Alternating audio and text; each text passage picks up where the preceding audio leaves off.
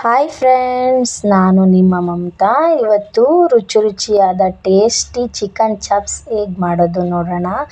ತುಂಬ ಟೇಸ್ಟಿಯಾಗಿರುತ್ತೆ, ಮಕ್ಕಳು ಕೂಡ ತುಂಬ ಇಷ್ಟಪಟ್ಟು ತಿಂತಾರೆ. ನೋಡೋಣ ಹೇಗೆ ಮಾಡೋದು ಅಂತ.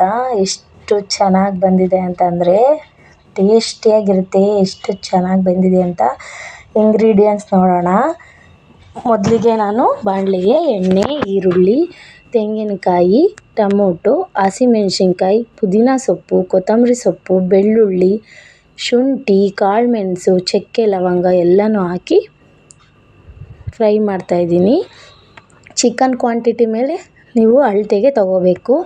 ನಾನಿಲ್ಲಿ 2 ಈರುಳ್ಳಿ ತೊಗೊಂಡಿದ್ದೀನಿ, ಟೊಮೊಟೊ 1, ಹಸಿಮೆಣಸಿನ್ಕಾಯಿ 4, ಪುದೀನ ಸೊಪ್ಪು, ಕೊತ್ತಂಬರಿ ಸೊಪ್ಪು 1 ಹಿಡಿಯಷ್ಟು, ಬೆಳ್ಳುಳ್ಳಿ 5ರಿಂದ 6 ಗೆಡ್ಡೆ, ಚಕ್ಕೆ ಲವಂಗ 2 ಪೀಸು, ಶುಂಠಿ 1 ಇಂಚು, ಕಾಳುಮೆಣಸು 5ರಿಂದ 10 ಎಲ್ಲ ಹಾಕಿ ಫ್ರೈ ಮಾಡಿ ಒಂದು ತಟ್ಟೆಗೆ ಹಾಕಿ ಅದು ತಣ್ಣಗಾದ್ಮೇಲೆ ಮಿಕ್ಸಿ ಜಾರಿಗೆ ಹಾಕ್ಬಿಟ್ಟು ಚಿಟಿಕೆ ಅರಿಶಿನ ಹಾಕಿ ಪೇಸ್ಟ್ ಮಾಡ್ಕೋಬೇಕು.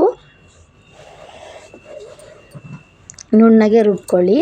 ನೈಸಾಗಿ ಅದು ರುಬ್ಬಿದ್ರೆ ಚೆನ್ನಾಗಿ ಟೇಸ್ಟಿಯಾಗಿರುತ್ತೆ ಚಿಕನ್ ಚಾಪ್ಸ್. ಈಗ ಹೇಗೆ ಮಾಡೋದು ನೋಡೋಣ. ಕುಕ್ಕರ್ಗೆ ಎಣ್ಣೆ ಹಾಕ್ಕೊಳ್ಳಿ. ಎಣ್ಣೆ ಕಾದ ನಂತರ ನಾವು ಕಟ್ ಮಾಡಿಟ್ಕೊಂಡಿರೋ ಈರುಳ್ಳಿ ಹಾಕ್ಕೊಳ್ಳೋಣ. ಈರುಳ್ಳಿ ಫ್ರೈ ಆದಮೇಲೆ ನಾವು ಆಗಲೇ ತೊಳೆದಿಟ್ಕೊಂಡಿರೋ ಚಿಕನ್ನ ಆ್ಯಡ್ ಮಾಡ್ಕೋಬೇಕು.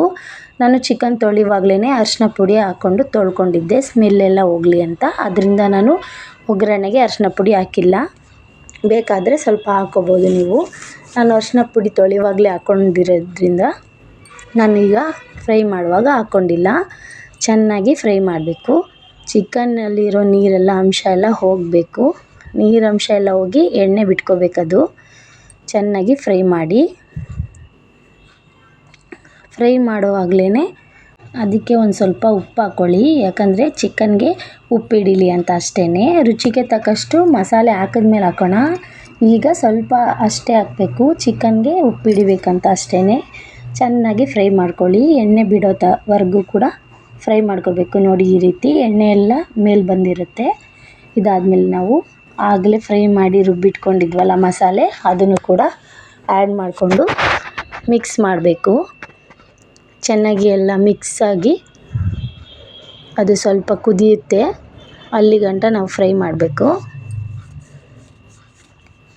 ಚೆನ್ನಾಗಿ ಮಿಕ್ಸ್ ಮಾಡಿ ಸ್ವಲ್ಪ ಹೊತ್ತು ಬೇಯಕ್ಕೆ ಬಿಟ್ಬಿಡಿ. ಆಲ್ರೆಡಿ ಫ್ರೈ ಮಾಡಿರೋದ್ರಿಂದ ಇದೇನು ಹಸಿ ವಾಸನೆ ಇರೋದಿಲ್ಲ. ಮಸಾಲೆ ಆಲ್ರೆಡಿ ನಾವು ಫ್ರೈ ಮಾಡಿದ್ವಿ ಅಲ್ವಾ. ಇದಾದಮೇಲೆ ನಾನು ಸ್ವಲ್ಪ ನೀರು ಹಾಕ್ಕೊಂಡಿದ್ದೀನಿ. ಜಾಸ್ತಿ ನೀರು ಹಾಕ್ಕೊಂಡ್ರೆ ಸಾಂಬಾರು ಥರ ಆಗಿಬಿಡುತ್ತೆ, ಅದು ಚಾಪ್ಸ್ ಆಗೋಲ್ಲ, ಗ್ರೇವಿ ಟೈಪ್ ಬರೋಲ್ಲ. ಅದರಿಂದ ಸ್ವಲ್ಪ ನೀರು ಹಾಕ್ಕೊಂಡ್ರೆ ಸಾಕು. ನಾನಿಲ್ಲಿ ಅರ್ಧ kg ಚಿಕನ್ ಮಾಡ್ತಾ ಇರೋದ್ರಿಂದ ಸ್ವಲ್ಪನೇ ನೀರು ಹಾಕ್ಕೊಂಡಿದ್ದೀನಿ. ರುಚಿಗೆ ತಕ್ಕಷ್ಟು ಉಪ್ಪು ಹಾಕ್ಕೊಳ್ಳಿ. ಆಲ್ರೆಡಿ ಆಗಲೇ ಹಾಕ್ಕೊಂಡಿರೋದ್ರಿಂದ ನೋಡ್ಕೊಂಡು ಹಾಕ್ಕೊಳ್ಳಿ. ಟೇಸ್ಟಿಗೆ ಎಷ್ಟು ಬೇಕು ಅಷ್ಟು ಮಾತ್ರ ಹಾಕ್ಕೊಳ್ಳಿ. ನೋಡಿ, ನಾನು ಇಷ್ಟು ನೀರು ಹಾಕ್ಕೊಂಡಿದ್ದೀನಿ.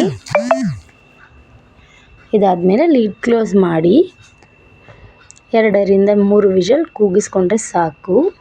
ತುಂಬ ಟೇಸ್ಟಿಯಾಗಿ ಬರುತ್ತೆ. ನೋಡಿ ಫ್ರೆಂಡ್ಸ್, ಅದು ಕುಕ್ಕರ್ ಕೂಗುವಾಗಲೇ ಎಷ್ಟು ಘಮ ಘಮ ಅಂತಿದೆ ಅಂದರೆ ಮನೆ ಎಲ್ಲ ಹರಡಿಬಿಟ್ಟಿದೆ. ನೋಡೋಣ ಎಷ್ಟು ಚೆನ್ನಾಗಿ ಬಂದಿದೆ ಅಂತ. ನೋಡೋಣ ಈಗ. ನೋಡಿ ಫ್ರೆಂಡ್ಸ್, ಎಷ್ಟು ಗಟ್ಟಿಯಾಗಿಬಿಟ್ಟಿದೆ ಅಂತ. ನಾನು ಅದಕ್ಕೆ ಇಲ್ಲಿ ಹುರ್ಗಡ್ಲೆ ಯೂಸ್ ಮಾಡಿಲ್ಲ. ಹುರ್ಗಡ್ಲೆ ಯೂಸ್ ಮಾಡಿದ್ರೆ ಇನ್ನೂ ಗಟ್ಟಿಯಾಗಿಬಿಡುತ್ತೆ.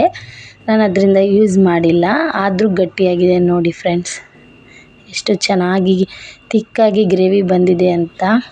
ಇದಕ್ಕೆ ಅನ್ನದ ಜೊತೆ, ಮುದ್ದೆ ಜೊತೆ ಎಲ್ಲದಕ್ಕೂ ಕೂಡ ಕಾಂಬಿನೇಷನ್ ಆಗುತ್ತೆ. ನೀವು ಒಮ್ಮೆ ಟ್ರೈ ಮಾಡಿ ಫ್ರೆಂಡ್ಸ್. ಹಾಗೆ ನನ್ನ ಚಾನಲ್ನ ಲೈಕ್ ಆ್ಯಂಡ್ ಸಬ್ಸ್ಕ್ರೈಬ್ ಮಾಡೋದನ್ನು ಮರಿಬೇಡಿ ಫ್ರೆಂಡ್ಸ್. ನೀವು ಒಮ್ಮೆ ಟ್ರೈ ಮಾಡಿ, ತುಂಬ ಟೇಸ್ಟಿಯಾಗಿರುತ್ತೆ.